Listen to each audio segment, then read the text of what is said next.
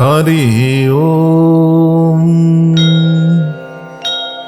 సంవత్సరాదౌ స్మరామి గురువీరనారాయణం కాలజ్ఞాన ప్రవక్తారం దేవదేవం జగత్ప్రభుం ఆత్మజ్ఞాన ప్రదాతారం శాశ్వతానందదాయకం చింతితార్థప్రదాయకం భజే శ్రీవీరబ్రహ్మేంద్రం.